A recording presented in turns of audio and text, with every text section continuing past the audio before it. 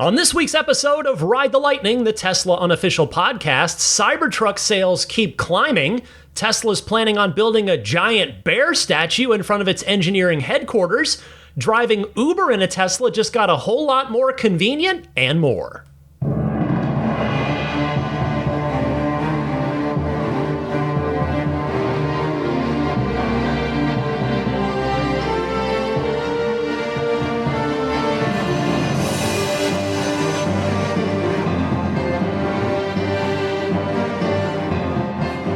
What's happening, friends? Ryan McCaffrey here, joining you for episode 477 of Ride the Lightning, the Tesla unofficial podcast, coming to you every single week, recording here from San Francisco.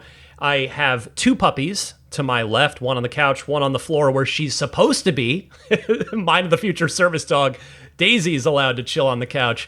And it is broad daylight here in San Francisco. I am recording just a tad early this week. I am still recording on Friday, September 20th, as I always record on Fridays, or most of the time.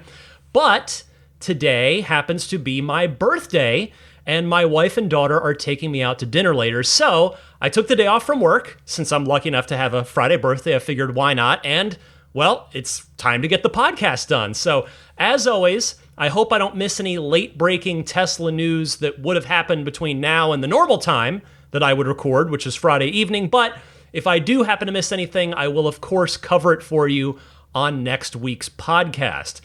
On this note, I thought it would be fun to do a birthday wish Patreon poll. So I asked all of you this week on Patreon, which Tesla would you wish for if you could have any of them for your birthday? So if you just could make a wish and it would appear in front of you, which one would you choose? And it was pretty darn close between the Model S Plaid and the Cyber Beast.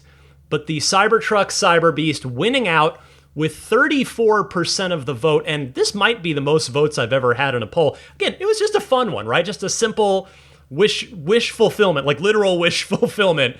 So the Cyber Beast with 34% of the vote, the Model S Plaid coming in pretty close behind it at 30%.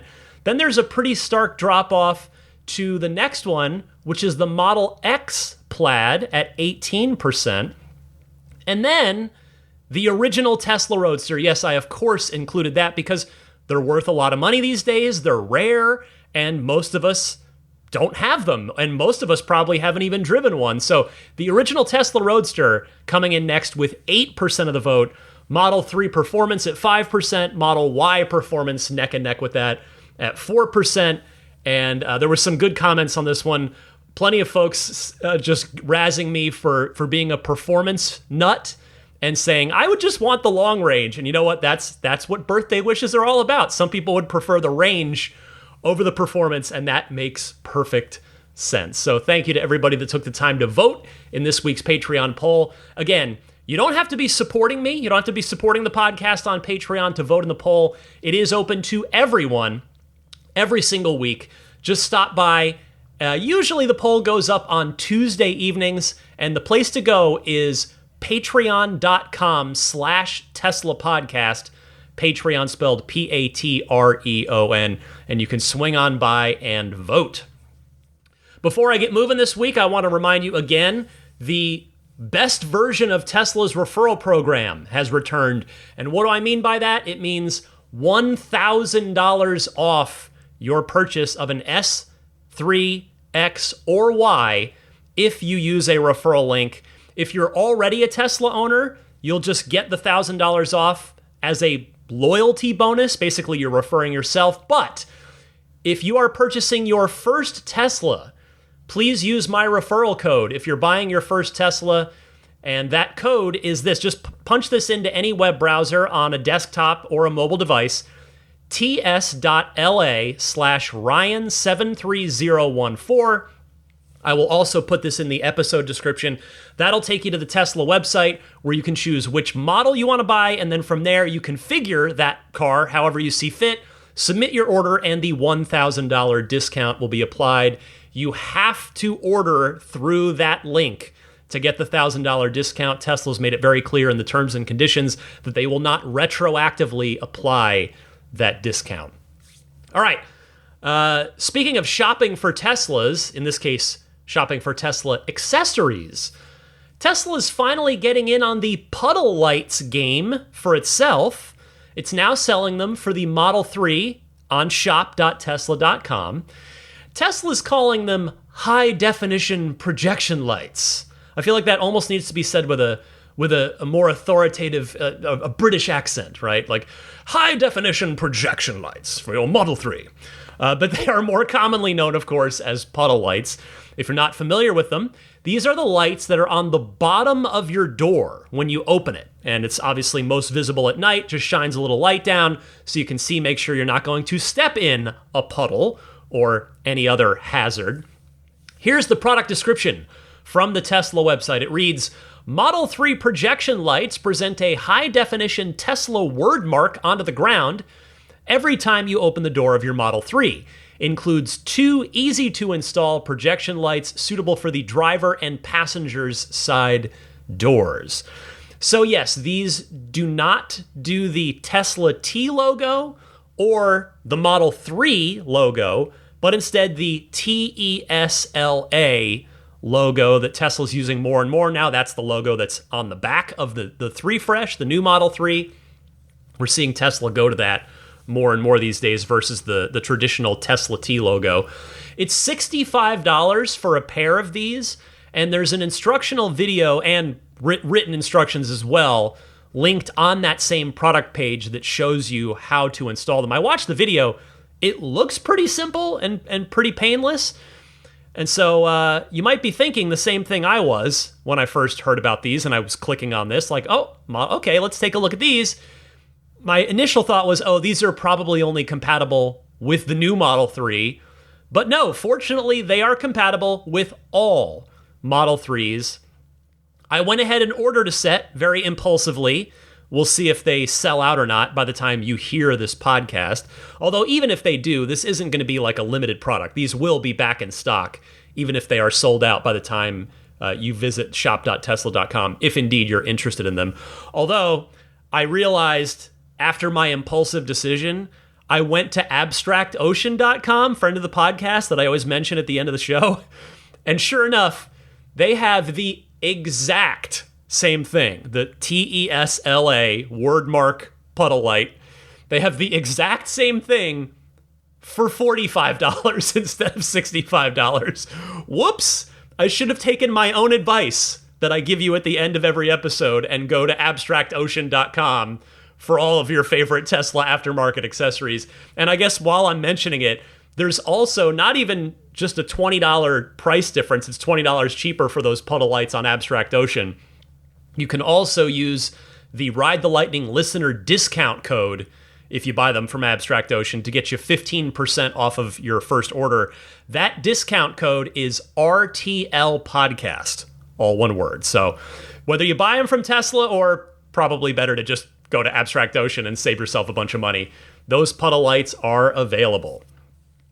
Hey, before I get going with the rest of this week's Tesla news, I hope all of you who are kindly supporting the podcast on Patreon at that $10 per month tier or higher, that's the most popular tier, I hope all of you enjoyed this week's Lightning Round mini episode that I do every week exclusively on Patreon, which was a recap of the very recent and very unique Tesla event held by the time you hear this, held 2 weeks ago at the Fremont factory test track. I just spent a bunch of time telling you all about the details of that event and how super cool it was. So if that is of interest to you, you can listen to that by signing up and supporting the podcast on Patreon. Maybe you think, well, Ryan, it's your birthday, and you're so committed to this podcast that you're recording it on your birthday. Yes, I will support you on Patreon. In all seriousness, you know, I'm not. I would love for you to support the podcast, but I'm not trying to beg you on my birthday. But if this is a good time, if you think, you know what, yeah, okay, I've been listening to the podcast a while, I really enjoy it, I get a lot out of it, you do it every week, Ryan, I will support you on Patreon. You can go to my Patreon page found at patreon.com/Tesla podcast. That $10 per month tier is the one you want in order to get those lightning round mini episodes, including the entire archive of them, which is over 112. It's 100. I forget now. It's a lot. So there's all those. But the support tiers do start at just $5 a month. And the $5 tier will get you early access to each week's episode, which means for this one, you would have had it on, Friday afternoon instead of basically first thing Saturday morning. If you go to that $10 per month tier, you will still get the early access every week, and you'll get those weekly lightning round bonus mini episodes. There's also an annual option. If you're kind enough to support for an entire year, you just choose the once a year pledge, and you'll get a 10% discount for doing that. All right, on with the rest of the podcast here. The headline topic, Cybertruck sales keep climbing. No surprise to any of us. But as they do so, also no surprise to any of us, they are passing the competition by, even at this still relatively early stage of the production ramp. I saw this story on Teslarati, who wrote, in June, Cox Automotive noted that the Cybertruck was the best-selling vehicle in the United States, priced over $100,000, which I had told you about that story at the time. At the time, Cox noted that over 3,200 Cybertrucks were sold during the month of June. Considering the Cybertruck's 5,175 registrations in July, it would appear that deliveries of the all-electric pickup truck saw a 61% month-over-month increase. Interestingly enough, S&P Global Mobility also estimated that other electric pickups in the market sold a total of 5,546 units combined in July. This is a notable feat for the Cybertruck, considering that the electric pickup market today includes critically acclaimed vehicles like the Rivian R1T and the Ford F-150 Lightning. Thank you to Teslarati for that. Well, keep in mind as well that not only is the Cybertruck not even halfway through its projected production ramp, it's also not even down at its regular price yet. I know a lot of you are going, yes, Ryan, I know. I'm waiting until it gets down to its regular $80,000 price. I'm ready to buy it as soon as it's regularly priced. And I'm right there with you. I'm in that same boat of waiting for that regular price to kick in. It's still obviously thus carrying a $20,000 premium for that Foundation series. So that means there's still plenty of ceiling above where these rising Cybertruck sales are at this moment in time. There's so much more room to grow those sales to keep on climbing. And I think the real bummer here, if I'm being honest, and I'm not trying to pick on it, but it's the F-150 Lightning sales. Again, I'm not trying to pick on it because it's really quite the opposite. Everything that I have heard about the F-150 Lightning is that it's an absolutely great truck. It does everything the gas-powered F-150 can do, but with more utility, thanks to having power outlets all over the darn thing. Not to mention, of course, the drastic fuel savings costs on the Lightning versus the regular gas-powered F-150. So I don't know if it's Ford themselves not marketing it very well, if it's Ford dealers not pushing them, or if it's F-150 buyers who if we know nothing else about F-150 buyers, they are very, very loyal, as many traditional truck buyers tend to be. And is it the case that those F-150 loyal buyers are just not willing to accept the Lightning yet? Or what? Maybe it's some combination. I'm not sure, but I just hope that Ford does stick with it. I mean, I can't imagine they're going to cancel the F-150 Lightning, but I hope Ford is taking a hard look and saying, okay, how do we show everybody that this is a great truck that really is every bit as good as the gas-powered car and probably better in every category except refueling. Anyway, getting back to the Cybertruck, because we're on a Tesla podcast here. I had a great email conversation this week with listener Gary Hayes. Hi, Gary. Gary wrote to me and said that he's skeptical that the Cybertruck can hit or sustain the planned 250,000 per year run rate that Tesla has repeatedly given. And, I wrote back to Gary and I said, you might be right. The fact of the matter is, right now, the dual motor, aka the long range Cybertruck, is priced identically to the long-range Model X. It's a relative apples-to-apples comparison. They're both $80,000. I mean, again, we're waiting for the Cybertruck dual motor to be offered at that $80,000 price point. We're not quite there yet, but it will be in the next 1 to probably 3 at the most months. But Tesla's now around, according to, again, I keep my ear to the ground in the Cybertruck community and in the entire Tesla community. The VINs right now that Tesla's issuing on the Cybertruck are in the 33,000 to 35,000 range of Foundation Series. And again, we know that Foundation Series is winding down because the demand for the six-figure Cybertruck just won't be able to keep up with that rising production rate. They're building more and more Cybertrucks every week than the previous week. And they've already run through the entire reservation list of 2 million people. They've offered every single person in line the chance to buy a $100,000 version of the truck. So everybody that's going to do that has done that. They've now opened it up to anyone without a reservation. Hey, anyone willing to pay 6 figures for this thing, we will take your order right now and we will deliver you a truck. Canada and Mexico have gotten in on the Foundation Series festivities. The deliveries just started. The first deliveries in Mexico started this past week. Canada is imminent. We're told October. And by we, I mean, I'm not a Canadian, but Canadians are being told October. Shout out to Will from Ancaster. He's got a day one reservation and he ordered as soon as he possibly could. And he is waiting for his Canadian build Cybertruck. And he's been told that it will be in October. Anyway, Gary makes a really good point.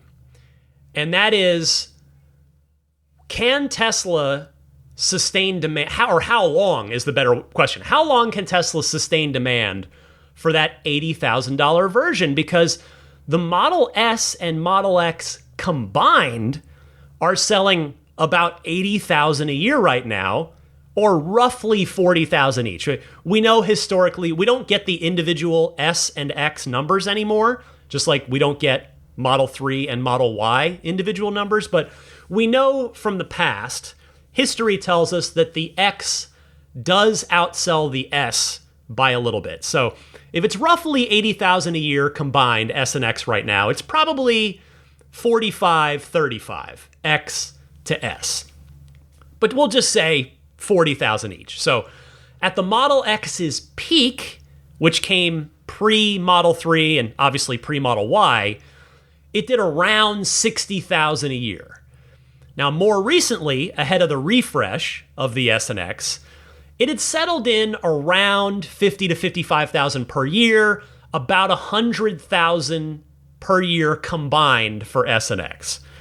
And while, yes, the pickup truck market is different from the luxury SUV or the performance full-size luxury sedan market, is the truck market 2.5 times bigger than the luxury SUV and performance full-size sedan market combined on a sustained annual basis. So Gary, in our email discussion, thought that the final Cybertruck annual run rate would settle in at about 100,000 per year. Now, personally, I'm a bit more bullish than that because I believe that in 2 years, maybe 3 at the most, demand for the $80,000 Cybertruck will wane to the point where Tesla's going to need to cut the price in order to keep the production rates up high where they want them. Because the last thing Tesla ever wants to do is reduce production. It's not saying they've never done it. They have done it. But they don't want to reduce production because slowing down production slows down efficiency. It raises the cost per vehicle in terms of the manufacturing cost. And their whole company goal is to accelerate the advent of sustainable transport. And the way to do that is to get more and more and more EVs on the road, replacing internal combustion engine vehicles. So, by the time that the demand wanes on the $80,000 Cybertruck, I believe Tesla will be in a very, very strong position to go ahead and cut the price, because costs on the truck all around by that point will have come way down. And I think the Cybertruck in 2, maybe 3 years tops is going to find its way to $70,000. Again, for the dual motor Cybertruck. I don't think it'll happen all at once, like when the Model Y got a $12,000 price cut overnight a couple years ago. But I do think it could happen in $5,000 increments, in two swoops. Not one fell swoop, 2 swoops. But the natural next point of my email conversation with Gary would be this. What is the bottom for Cybertruck pricing? And Gary, feel free to email me back, because I'm enjoying our conversation on this.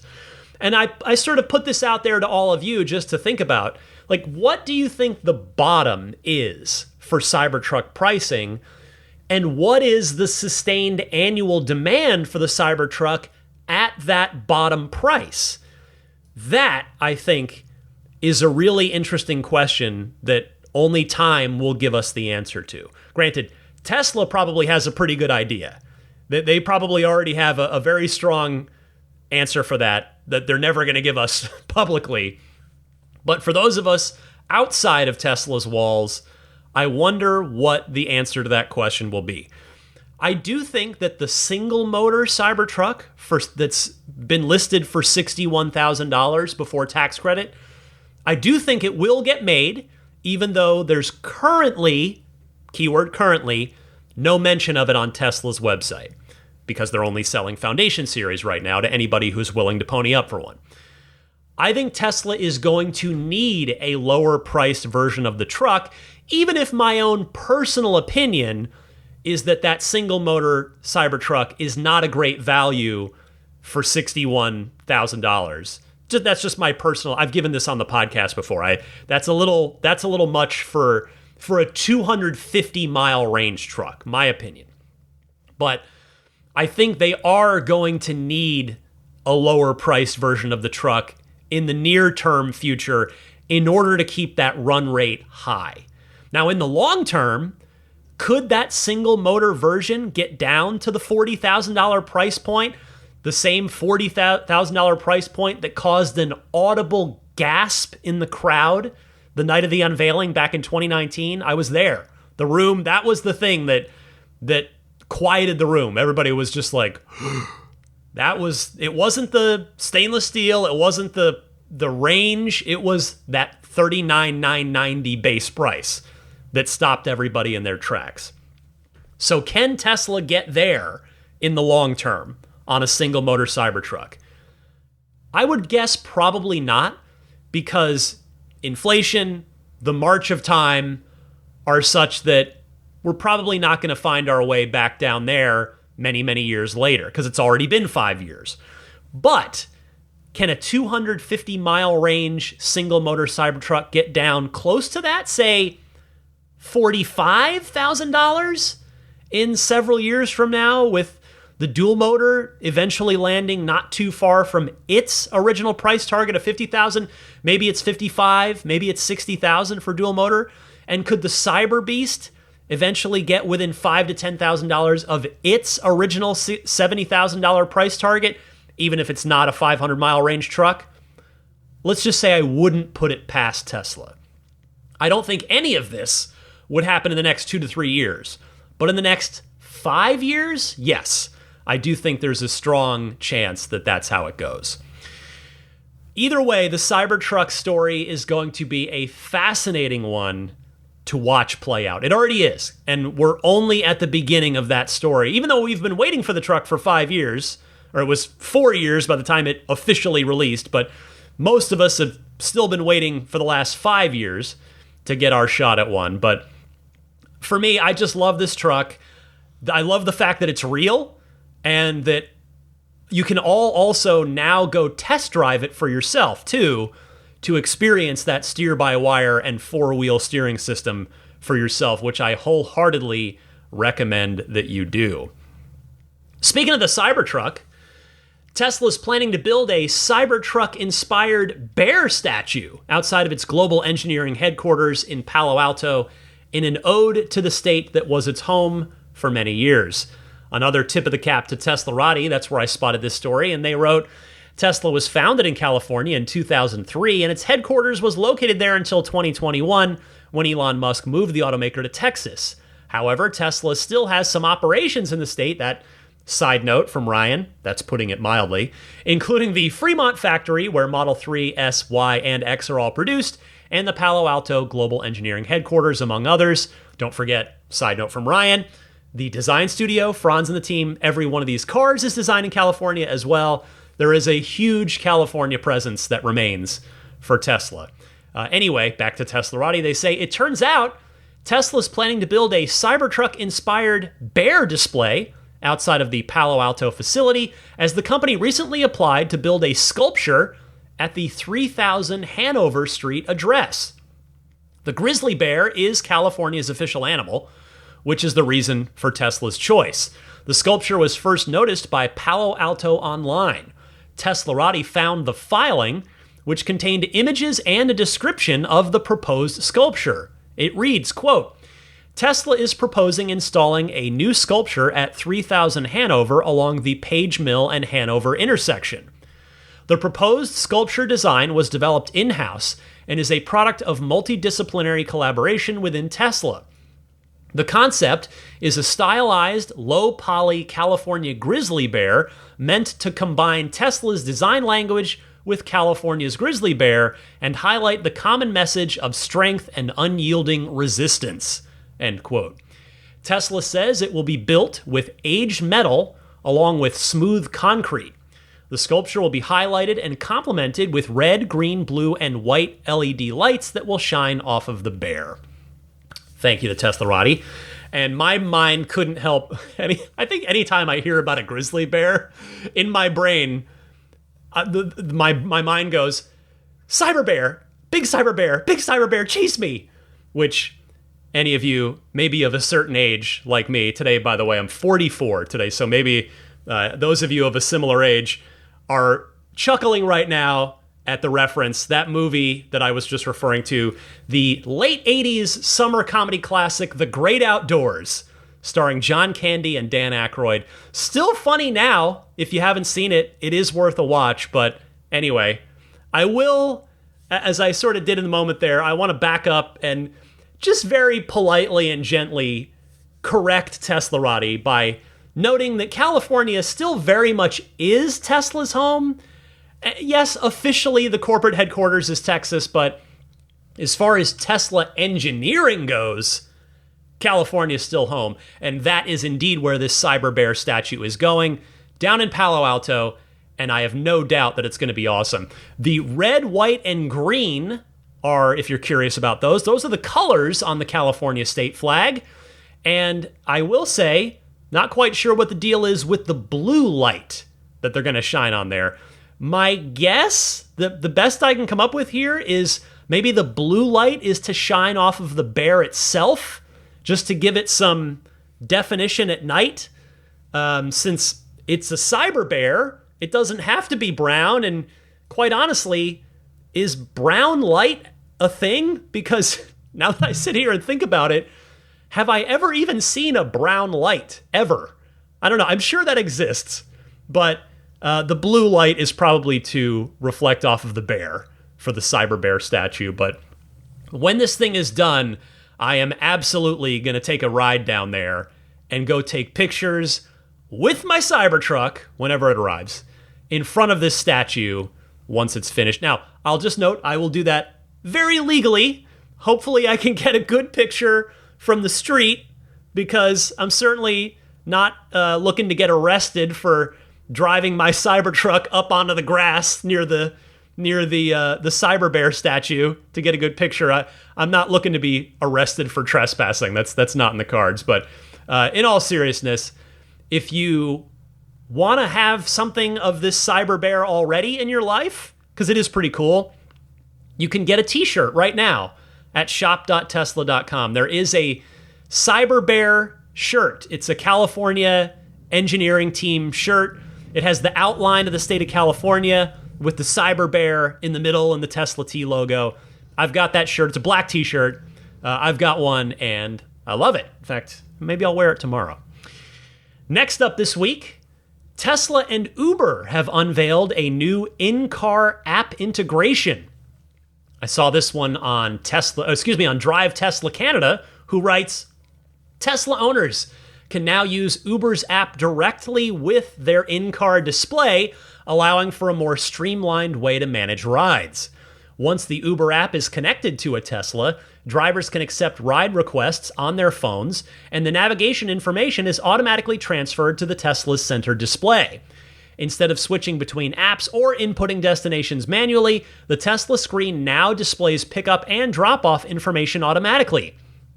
Uber's integration also takes advantage of Tesla's navigation system, which benefits from real-time traffic data, providing drivers with the most accurate and up-to-date routes. One of the most important features of this integration for Tesla drivers, especially newer ones, is its ability to address a common concern: range anxiety. When connecting the Uber app to their Tesla, drivers can enable battery-aware matching. This feature automatically factors in the vehicle's remaining battery life and ensures that drivers are only assigned ride requests that fall within their current battery range. This builds on a feature launched last year where Uber drivers were given the ability to accept rides based on their EV's remaining battery charge. Well, thank you to Drive Tesla Canada. While I think that something like this was inevitable, it's awesome because it's only going to encourage more Uber drivers to drive Teslas if the experience from the Uber driver's perspective is just better if it's in a Tesla. Now, I'm not saying that somebody that's driving Uber today is suddenly going to drop their current car on a dime and run right out and buy a Tesla immediately just for this, but it might help solidify a Tesla as their next car purchase. Hopefully, Lyft follows suit shortly and offers the same kind of functionality. And we know that we don't have to worry about the Tesla network with this, because not only is Uber not going to be allowed to operate in the Tesla network and vice versa, but Tesla network cars will all be driverless, or at least eventually. I suppose it does remain to be seen if there will be like a beta period of some sort where Tesla owners will put their cars into the Tesla network with the humans themselves, doing the driving. I mean, I guess that seems probably likely as sort of a functional beta test to make sure everything's working how they want it to. Anyway, getting back on track with this, I've talked on the podcast before about how I have never had a Tesla Uber driver use autopilot. Never. I've had plenty of Ubers in a Tesla, but I've never seen the driver use autopilot. So maybe with this app integration, thus meaning that the navigation is integrated, meaning the car knows where it's going, maybe now some drivers will start to use autopilot since the car will have the destination from the Uber app and know exactly where the off-ramps are, where the turns are that it needs to take. But bottom line, I don't think there's a downside to this. Pretty cool to see.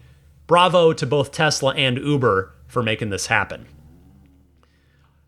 Before I continue with this rest of this week's news, I want to stop and mention a couple friends of the podcast, starting with Climatize. This week's episode is sponsored by Climatize. It's probably safe to say that most of you support cleaner energy, whether it's the Tesla in your garage, maybe you've got solar panels on your roof. I am certainly in that group. So is Climatize. They're an investment platform that allows you to fund renewable energy projects across the U.S. while potentially earning up to 10% annually. If you'd like to learn more about the offerings on their platform, please go to climatize.earth. And if you choose to invest through Climatize, know that it's open to anyone who has a U.S. bank account and is over the age of 18. You can get started with as little as $10, and there are 0 investor fees. If this sounds like something you might want to get involved in, Climatize is offering a $25 investment credit to Ride the Lightning listeners. So just go to climatize.earth and use code TESLA1 to get $25 in investment credit once you complete the onboarding process. As I've been telling you the last few weeks, I did do my research on these guys, and I was genuinely impressed with what they're up to. They were a finalist in Fast Company's 2024 World Changing Ideas Awards in the Impact Investing category, so that's pretty cool. Check them out, but kindly remember that I am not a financial advisor, so this is not a solicitation to invest, and remember that all investments carry risk, so please consult with a professional before making any financial decisions. Thank you very much to Climatize. And then, of course, my friends at XCare, the XCare extended warranty that Accelerate Auto offers. You might want to check this out if you plan on keeping your car past its warranty period, which I am very, very much doing. I'm in the middle now of my XCare plan. I have a 3-year, 40,000 additional mile plan that I'm a year and change into, and I don't know how many miles into at this point. I have used it twice. I've mentioned it both times that I've used it. Thankfully, they've both been for minor things, but when I have used it, filing the claim, getting the reimbursement has been super painless and super quick, I would add. Like it's genuinely been an easy, good experience.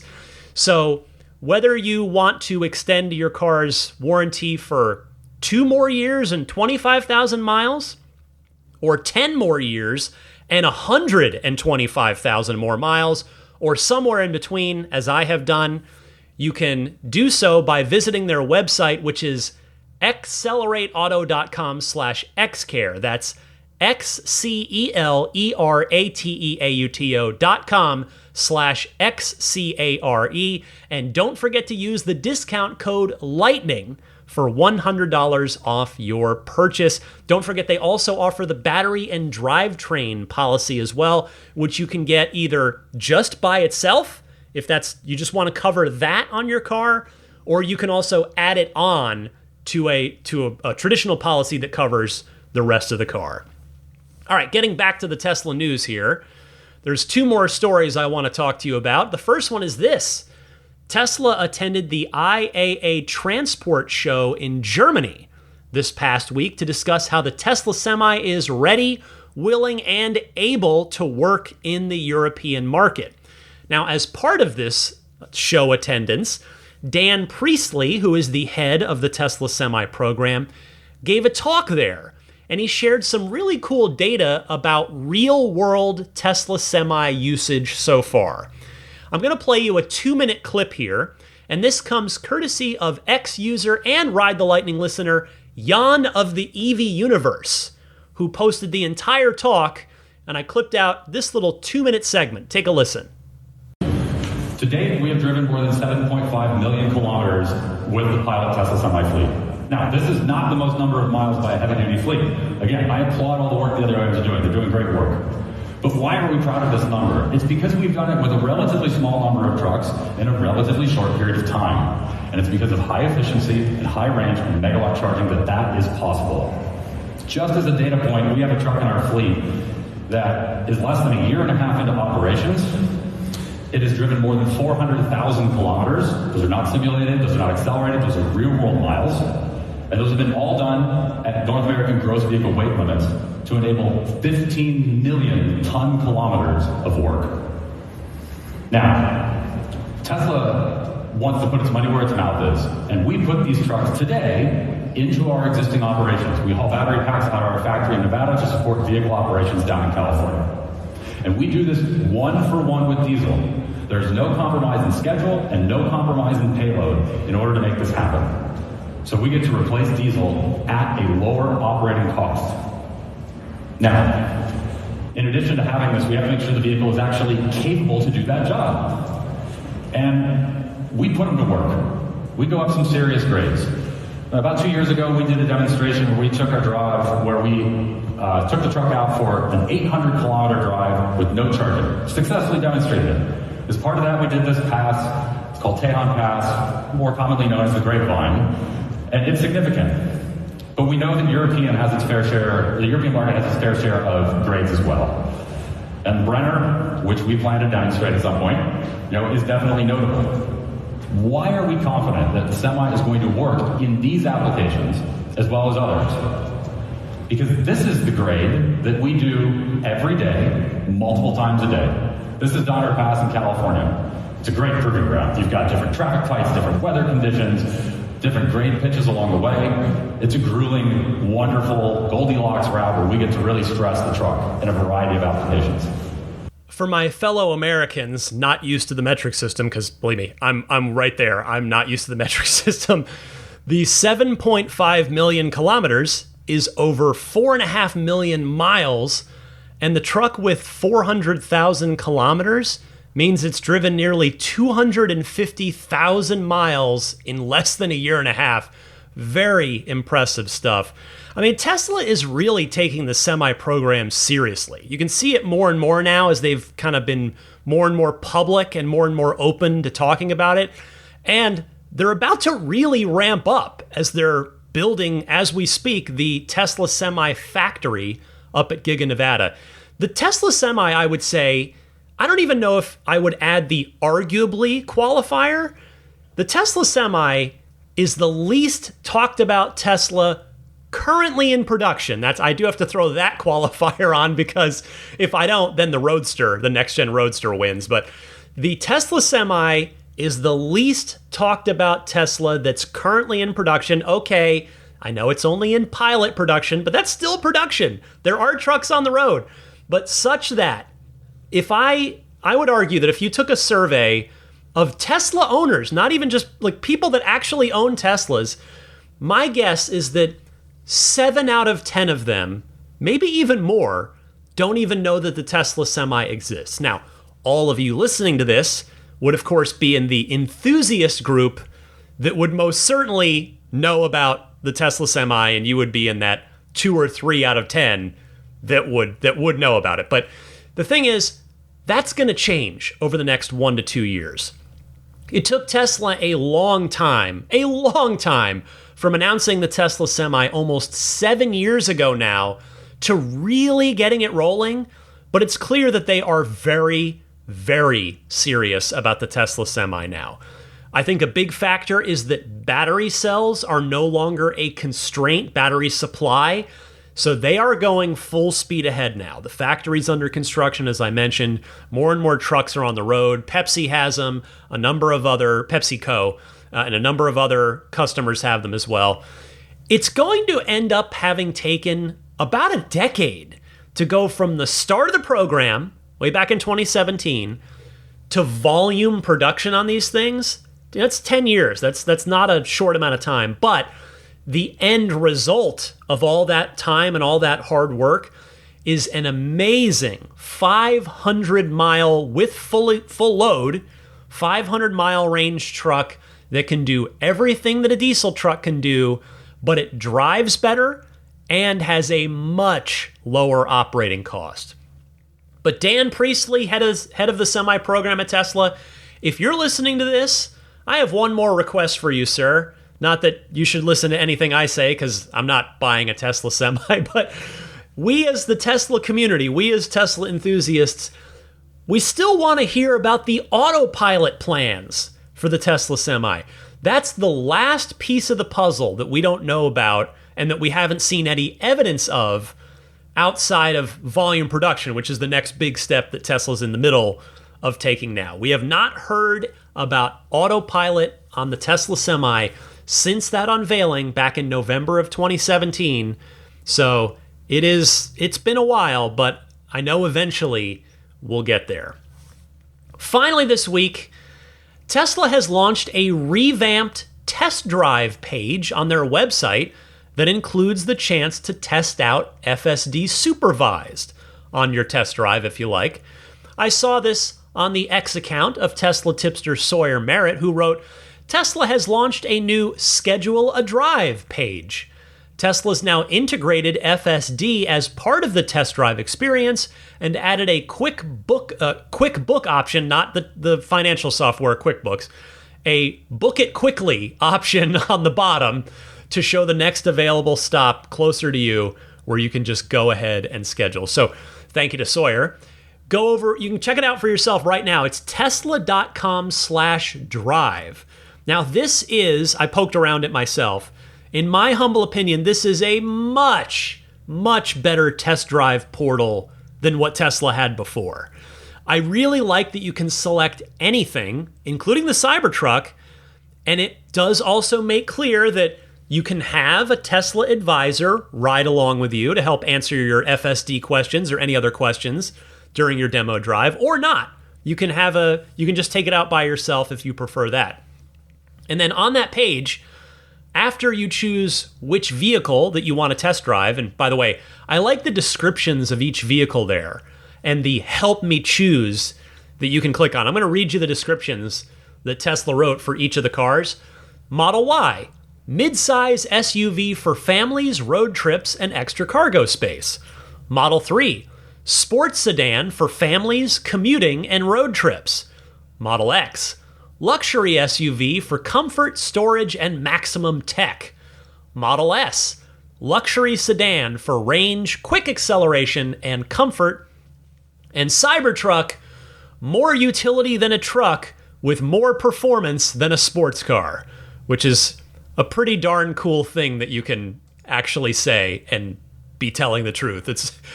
I mean, granted, you're really talking about the Cyber Beast there, but nevertheless, that's pretty sweet. So, I really like this new page. I think it's really well done and just a huge improvement again over what they had. And this should no doubt help lead to more test drives and conversely, or subsequently, I guess I should say, more sales, because we all know that butts in seats is all it takes to sell these cars. If you can get people into the driver's seat, that usually does the trick. Now, the only thing that I'm not seeing on this page is the ability to select a specific trim of a specific model. In other words, if I want to specifically test drive the Model 3 Performance, let's say in my case, I was just wanting to compare it to the old Model 3 Performance, but let's say I want the new Model 3, but I'm trying to decide, well, do I want the Performance or is the long range fine? I'm going to want to drive the Performance. You can't select that, at least not up front here. You can only select the Model 3 in general. So I guess you'd better hope that they have a Performance version that you can test drive when you get there, which I think that's not quite the ideal way to do this. So that's my one piece of constructive feedback. Hopefully Tesla can implement that one extra level of detail in order to let prospective buyers test out exactly the trim that they're interested in. I think maybe an even more common comparison that people might want to make would be test driving the long-range dual motor and then test driving the long-range rear-wheel drive to see if, one's got more range, the other's got more performance and all-wheel drive. So I can see that being a common one. And maybe even the long-range rear-wheel drive Model 3 versus the base Model 3. Now, that could be a comparison as well. So anyway, hopefully Tesla will add that extra level of detail, but otherwise, tesla.com/drive. Take a look at it. I think Tesla did a really great job on it. All right, that is everything I've got for you in another busy week, another fun week of Tesla news. But stick around. I am by no means done with this podcast here on my birthday. I've got your phone calls ready to go coming up next in the Ride the Lightning hotline. Hi, this is Franz von Holzhausen, and you're listening to Ride the Lightning with Ryan McCaffrey, the Tesla unofficial podcast. Welcome to your section of Ride the Lightning. It's the Ride the Lightning hotline, your chance to call in and possibly be featured right here, right now on the podcast. If you've got a question, comment, or discussion topic that you'd like to call in with, I welcome and encourage you to do so. There are two easy ways to do that. Either use your smartphone's built-in voice recording software, record your question. I politely ask that you try to keep it to 90 seconds or less so that I can get to as many people each week as possible, and then email that file to me at my Tesla Podcast email address, which is simply teslapodcast@gmail.com. Or you can take that same 90-second or less question, and you can call in and leave a message on the Ride the Lightning hotline. That Ride the Lightning hotline is available 24/7. It's a toll-free number. Call it anytime, 1-888-989-8752. Again, that's 1-888-989-TSLA. And if you know someone special with an upcoming birthday, anniversary, graduation, or some other special occasion, you can give them a unique gift of recorded voices from friends and family telling them why they're special. The recordings can be podcasted or put onto a keepsake. Visit lifeonrecord.com to learn more. Let's kick it off with Daniel from Chico, California, who took a nice vacation. Hello, Ryan. This is Daniel from Chico, California, reporting in from a recent trip we took to Kauai, a beautiful Hawaiian island.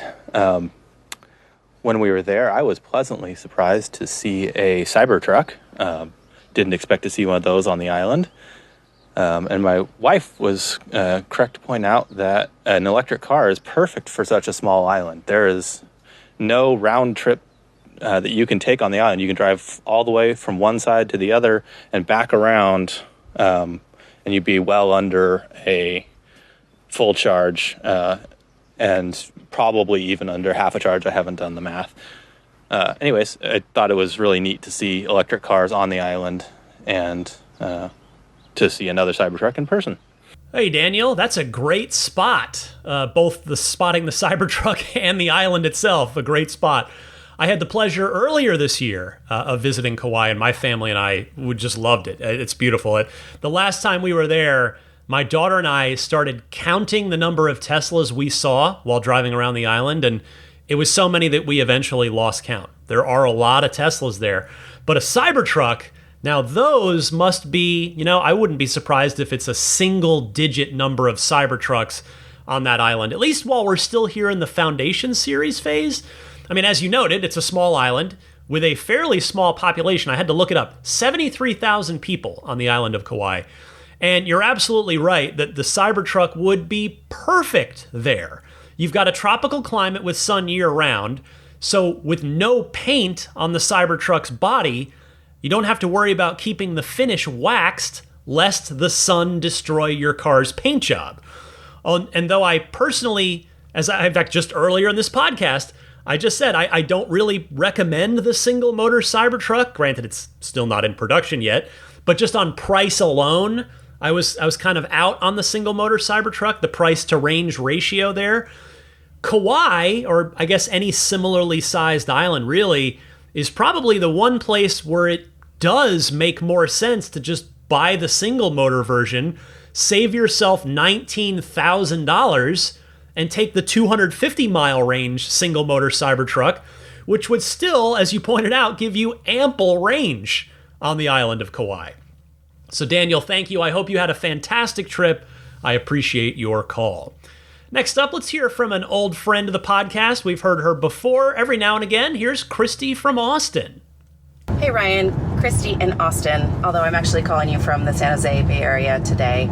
I am driving a Model Y as a Turo rental, and while I love that I was able to get app access and it immediately recognized my profile and connected with my phone seamlessly, what doesn't seem to be working for me is the driver profile settings. Now, here's the thing. I have a Model X and a Model Y at home, and I switch between the two cars. So when I got into this Model Y as a rental, I was hoping it would at least get my profile kind of correct. But it is in no way my correct seating positions or mirrors, and it had me laying back super far, which I don't do in either one of my cars. And I'm just curious, do you think it's an issue because my driver profile settings are different in two different vehicles? But shouldn't Tesla be smart enough to know the settings from my Y at home should be the same settings as the Y rental?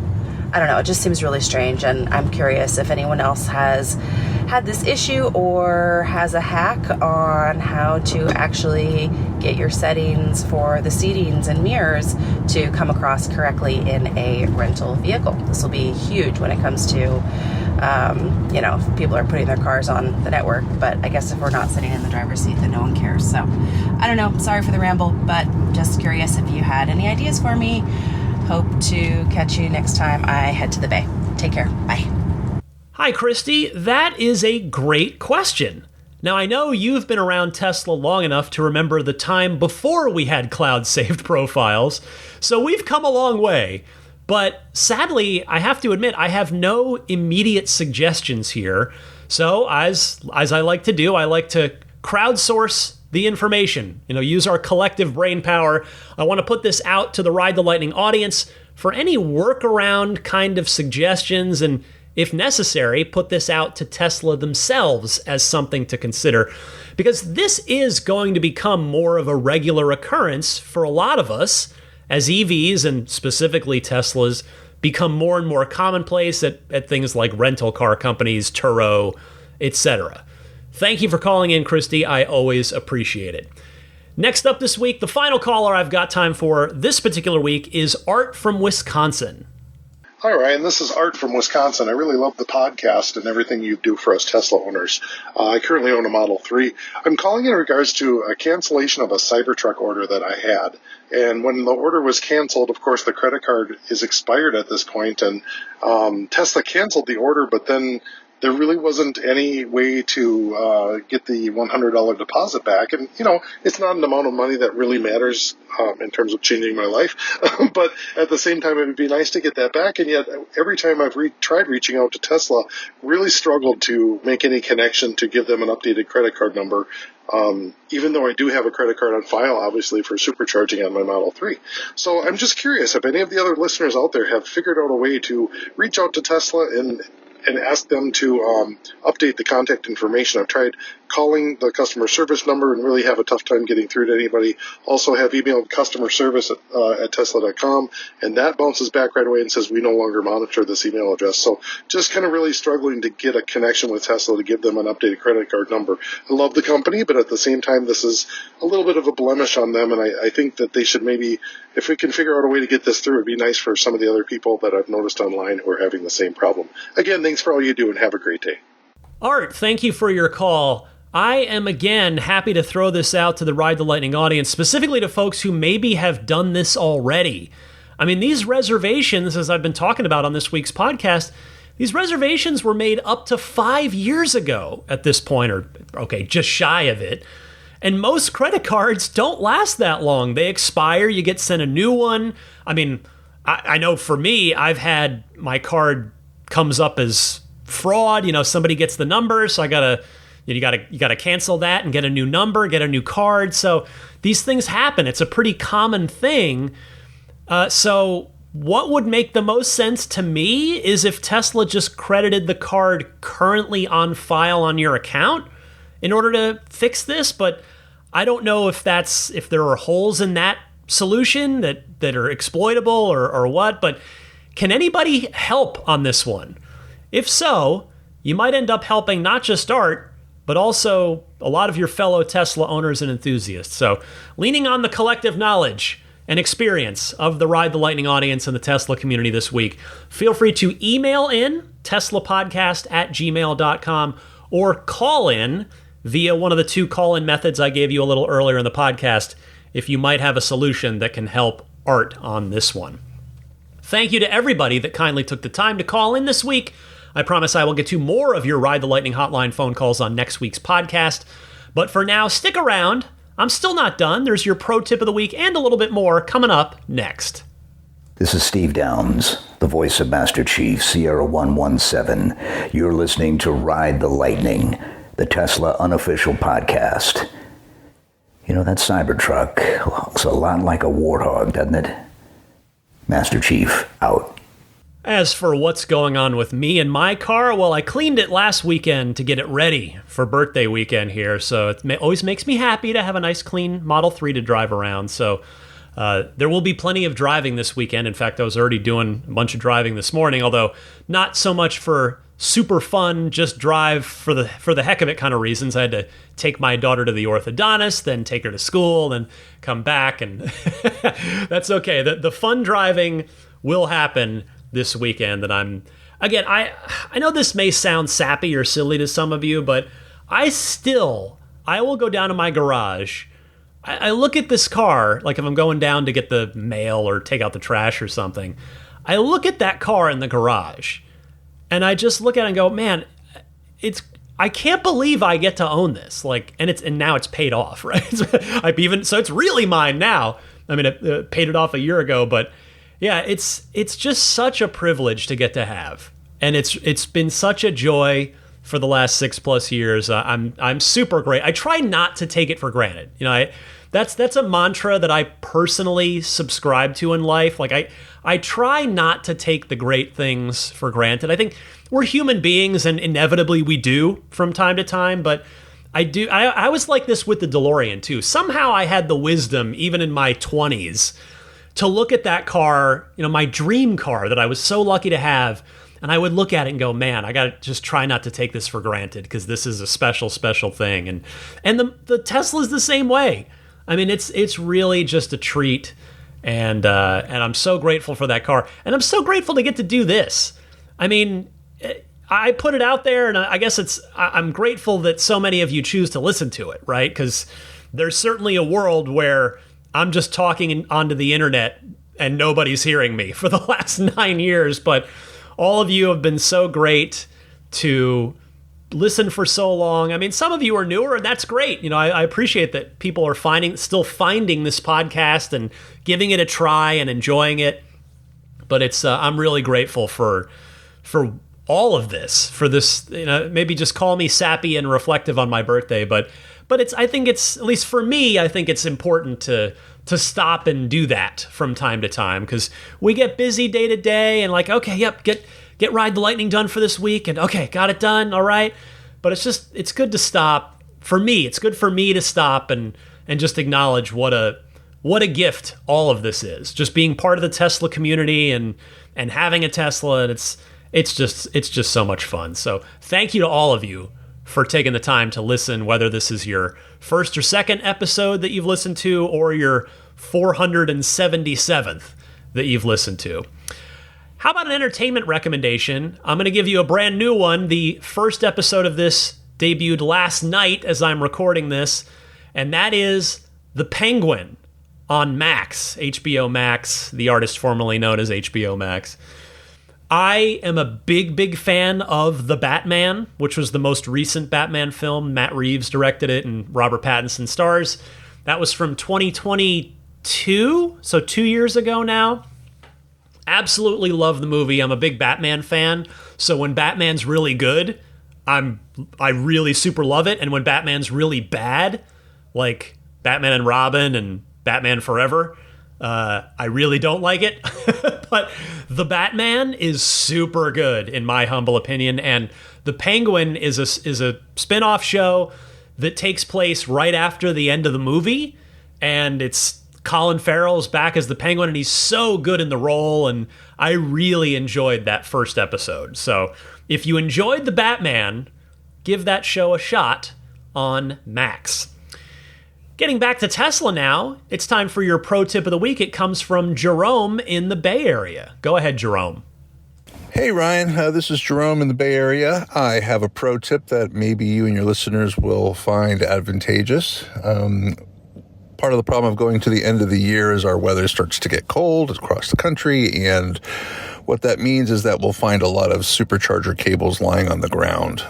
So I wanted to share my technique that fixes a lot of that complexity, especially on the version 2 superchargers, the 150 kilowatt with the thick cables. While they're charging in the car, the gravity causes the cable to droop, and what that means is when you go to hang it back up into the receptacle, it doesn't want to hook inside the receptacle. So the technique that I use is that I push the handle and the cable against the side of the supercharger below the receptacle. And what that does is it causes the cable and the handle to go closer to a straight line. And that way it can successfully hang in the receptacle once again. And if the listeners try this, you will meet with far less frustration, and the next charging folk will not find cables dirty, wet on the ground. I hope that helps. Have a great day, and thank you for all that you do on the show.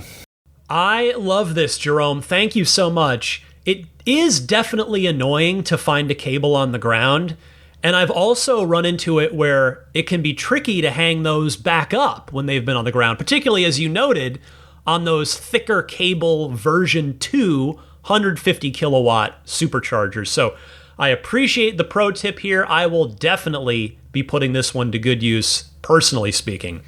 And if anybody else out there has a good Tesla pro tip of the week, please share it. You can call in and just leave me a message the same way that you do with the regular Ride the Lightning hotline calls. I gave you the 2 easy call-in methods there a little earlier in the podcast, so refer back to that, and I'd love to hear your pro tip, and so would the rest of the Ride the Lightning audience. Before I get on out of here and celebrate the rest of my birthday today, I will start by mentioning some friends of the podcast. I already gave Abstract Ocean an accidental plug earlier in the podcast, so again, abstractocean.com, tons of aftermarket accessories, including puddle lights. And the 15% off coupon code for first-time orders is RTL Podcast, all one word, no spaces there. And for the next one, I actually want to skip to my friend Jeff McGovern, the owner, proprietor, master detailer at Immaculate Reflections. And Jeff he texted me very frantically and apologetically this morning. In fact, not long before I started recording. He had a website issue where a bunch of emails, including apparently a number of you listeners that said, hey, I'm a Ride the Lightning listener and I'm writing in to ask about detailing stuff, about potential services. He had a website issue where a whole bunch of emails didn't make it to his eyes. They got sucked into a filter, and so he's redoing his website right now and just discovered all this stuff. So he texted me. He wanted me to pass along his sincerest apologies because I've made no bones about how good a person that I think Jeff is, in addition to being an incredibly talented detailer. And I can tell you that he feels terrible that some of you have reached out and not received a response. So it is not him ignoring you. It was a website issue. He is going through and replying to all of those emails one by one now. I realize circumstances can change, and maybe you already got the detailing service you wanted somewhere else, but he wanted me to pass along his sincerest apologies to those of you in the last few months that have reached out and not received a response. So that is all being fixed. The website's being revamped. That website, by the way, is irdetailing.com. And through there, you can reach out. And now there are no filters whatsoever. He was joking like, well, I'm drowning in spam now, but at least I won't miss any legitimate inquiries. So I guess that could kind of describe everybody's email, right? It's like, well, I'm drowning in spam, but at least everything that's supposed to come through is coming through. So in all seriousness, if you are in or going to be in the greater San Francisco Bay Area with a car that you love, whether it's your Tesla, whether it's something else in your garage, I do highly encourage that you make an appointment and stop by Immaculate Reflections. Maybe you want to do some paint protection film to get that paint protected from, rock chips, other road debris. Maybe you want to do paint correction to get the finish looking as sparkling awesome as it possibly can. Maybe you want to do ceramic coating, which is, the modern version of wax, or at least a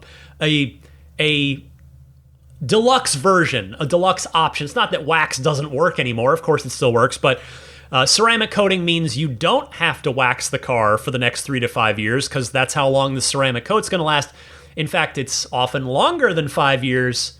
Ask me how I know. I had it the last time I was at Immaculate Reflections and stopped by.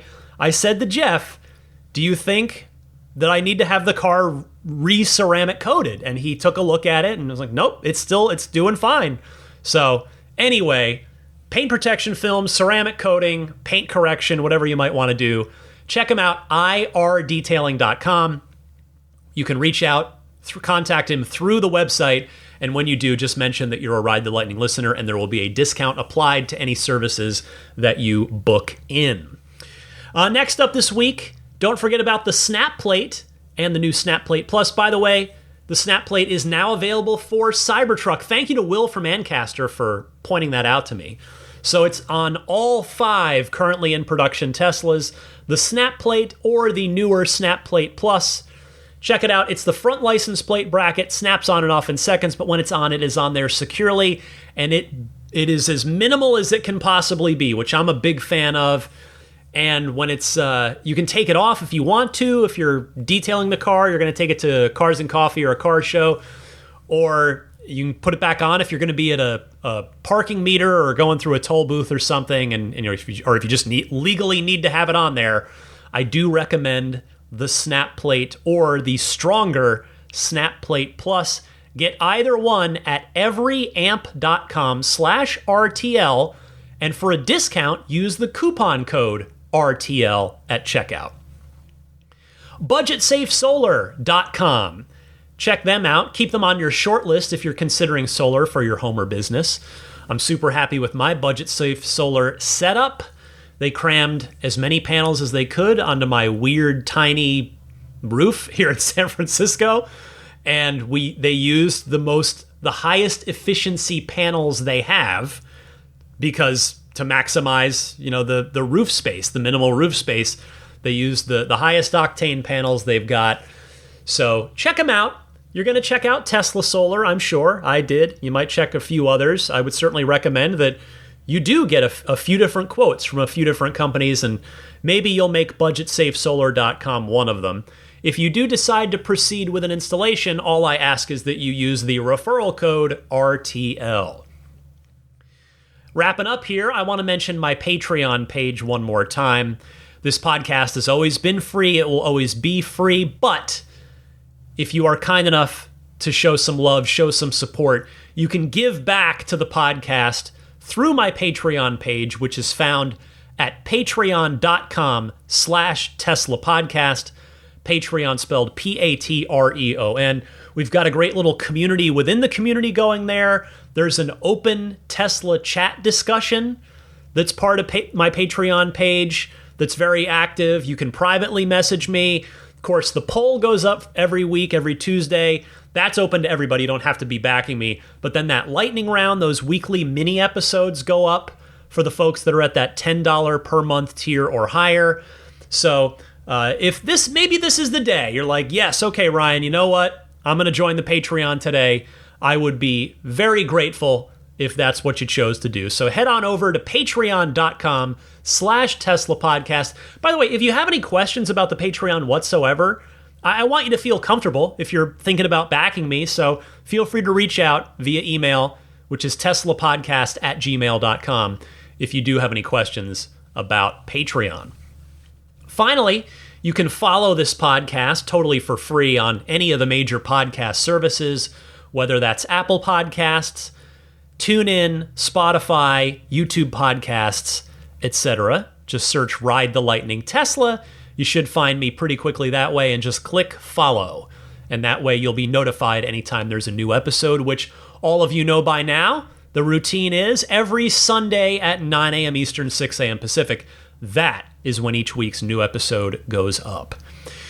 If you are a first-time Tesla buyer, get $1,000 off your Tesla purchase of S3X or Y. Does not apply to Cybertruck, but of S3, X, or Y. Get $1,000 off your purchase by you have to order with my referral link. Oh, and you know what? I'm going to do something I forgot to do at the top of the podcast when I first mentioned this. I wanted to say, hopefully you're all still listening, or at least these people are still listening.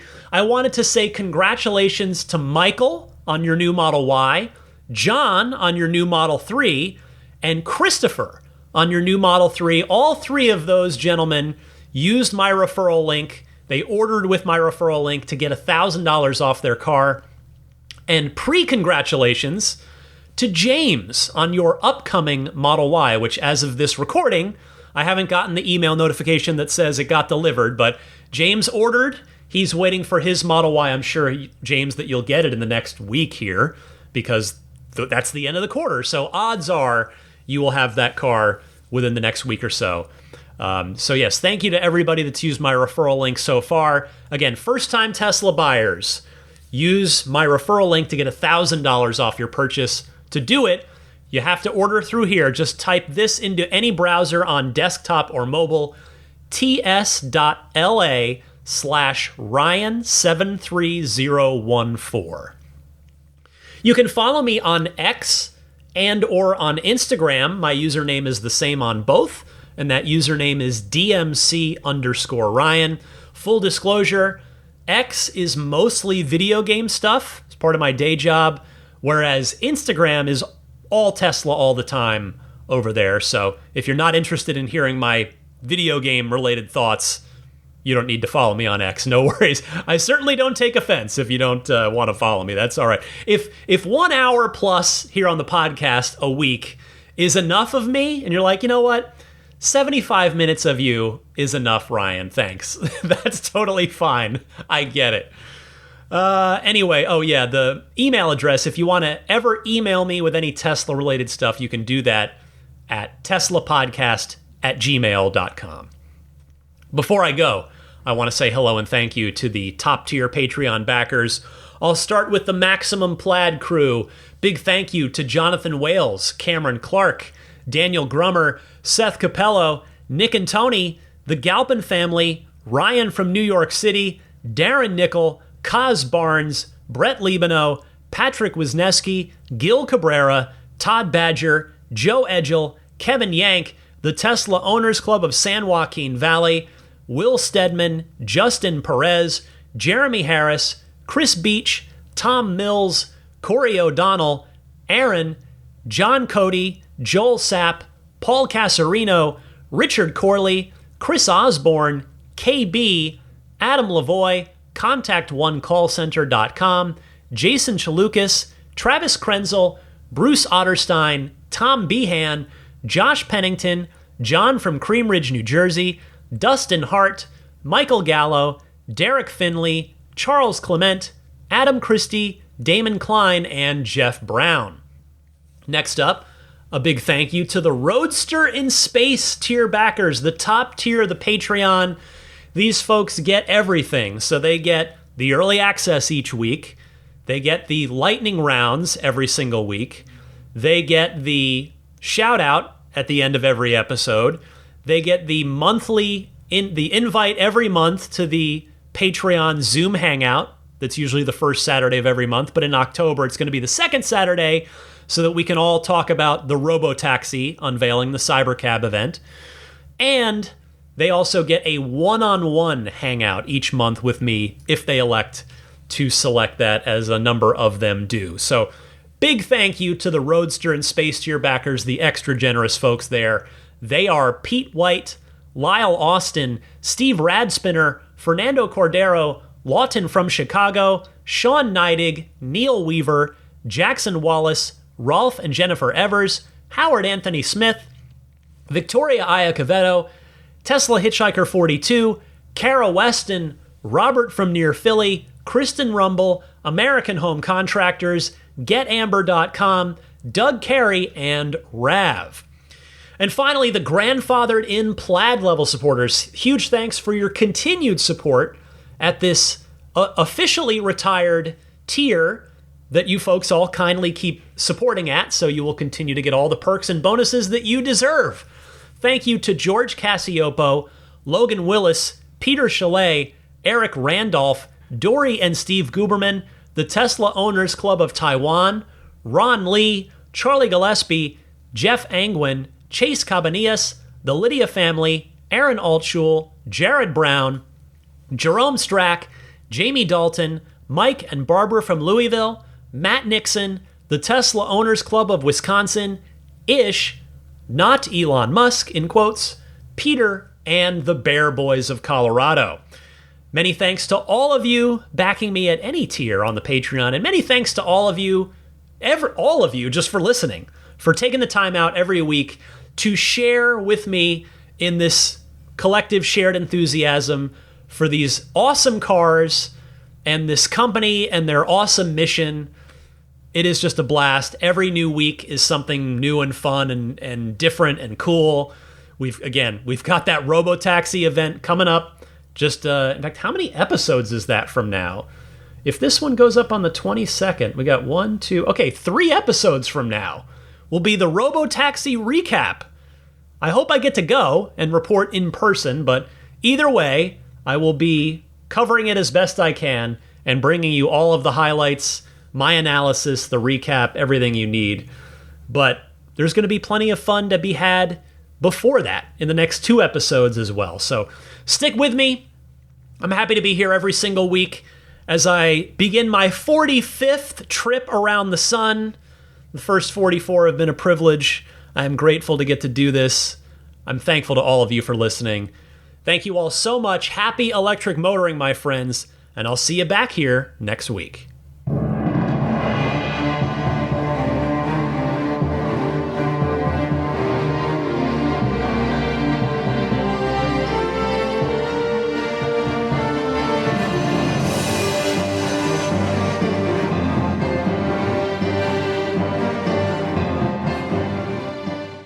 Elon Musk, people don't like Elon Musk. The guy founded PayPal and Tesla, and people are like, yeah, but he's a troll and a bad dad. I'm like, so was mine. He did nothing to fight climate change.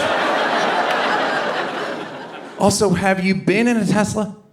Have you been in a Tesla? My buddy let me drive his Tesla. I laughed out loud at how fast it went. Been clinically depressed my entire life, on dozens of medications, in a Tesla for 13 seconds, cured forever. I mean, I think a Tesla is the most fun thing you could possibly buy ever. That's what it's meant to be. Our goal is to make it's not exactly a car. It's actually a thing to maximize enjoyment. It's maximum fun.